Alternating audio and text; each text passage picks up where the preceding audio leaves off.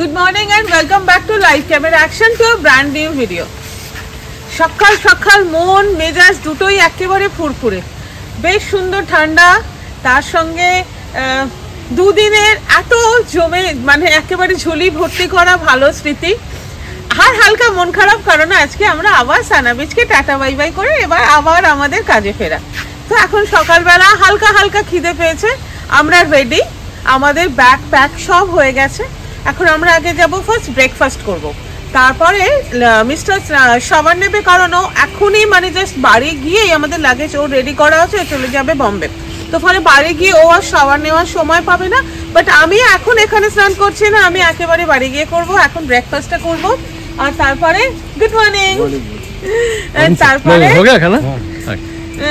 সোজা একটা ট্যুর দেওয়ার কথা বলেছিলাম তোমাদের। তো ব্রেকফাস্ট কমপ্লিট করে আমরা সানা বিচ রিসোর্টের আবার একটা ট্যুর দিয়ে দেবো। চলো আর দেরি করবো না, কারণ এরপর আমাদের বেরোতে হবে, প্রায় 4 ঘন্টা ড্রাইভ আছে। চলো ব্রেকফাস্ট করে নিই। ব্রেকফাস্টে ছিল ক্রসো, ছিল কাপ কেক, ফ্রুট কেক, এদিকে বাটার আর জ্যাম ছিল, ব্রেডের সঙ্গে খাওয়ার জন্য ছিল ফ্রুট, এদিকে ব্রেড দুরকম, একটা নর্মাল টোস্ট করা, একটা ছিল স্যান্ডউইচ, ওইদিকে গরম ধোয়া ওঠা পোহা, আর ছিল কর্ন সালাড যেটা গতকালও খেয়েছি, দারুণ। এইদিকে লুচি, তবে হ্যাঁ লুচি শেষ হয়ে এসছে, ওরা আবার গরম ভেজে আনছে বললো, সঙ্গে ছোলার ডাল।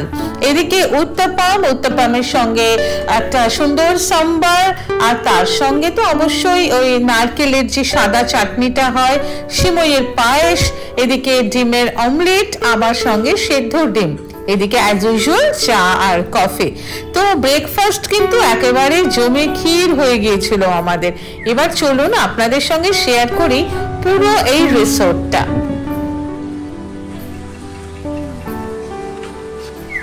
জলখাবারের পরে বেশ হাঁটতে ভালোই লাগছে না? সুন্দর ঠান্ডা হাওয়া, ফ্রেশ এয়ার, রোদ রয়েছে। আচ্ছা, যারা বন্ধুরা সানা বিচ রিসোর্টে আসতে চাইছে তারা কিভাবে আসবে একটু বলে দাও। সবচেয়ে ভালো এখানে হচ্ছে গাড়ি নিয়ে আসা, সোজা কলকাতা থেকে বেরিয়ে সেকেন্ড হুগলি ব্রিজ পেরিয়ে কোন এক্সপ্রেসওয়ে ধরে বোম্বে রোডে পড়ুন, তারপরে কোলাঘাট অবধি গিয়ে কোলাঘাটের পর থেকে বাঁ দিকে যে রাস্তা চলে যাচ্ছে হলদিয়ার দিকে, সেই রাস্তা ধরে নন্দকুমার থেকে রাইট টার্ন সোজা দীঘার রাস্তা। চাউলখোলা বলে একটা জায়গা আছে, সেখান থেকে চলে আসা যায়। রাস্তাটা একটু খারাপ, যার জন্য চাউলখোলা থেকে না ঢুকে আরও খানিকটা এগিয়ে গিয়ে তাজপুরের রাস্তাতে বাঁদিকে বেঁকতে হবে, তারপর সোজা চলে আসা যায়। আমরা তো থাকি দক্ষিণাপাড়ের উল্টো দিকে ঢাকুরিয়া, ওখান থেকে 180 কিলোমিটার, মোটামুটি ঘন্টা 4 মধ্যে চলে আসা যায়। আর যদি ট্রেনে আসতে হয় তাহলে হাওড়া থেকে ট্রেন আছে, ট্রেন ধরে কাঁথি স্টেশন কন্টাই, ওখানে নামতে হবে, নেমে ওখান থেকে গাড়ি ভাড়া করে আসতে হবে, বা দীঘা পর্যন্ত চলে যাওয়া যায়, দীঘাতে গিয়ে ওখান থেকে গাড়ি ভাড়া করে আসতে হবে। আর বাসে আসতে চাইলে তাও হয়, ধর্মতলা থেকে যে বাস ছাড়ে দীঘাগামী বাস, ওই চাউলখোলা নামতে হবে, ওখান থেকে অনেক অটো টোটো সমস্ত পাওয়া যায়, ওটা বুক করে নিয়ে সেভাবে চলে আসে।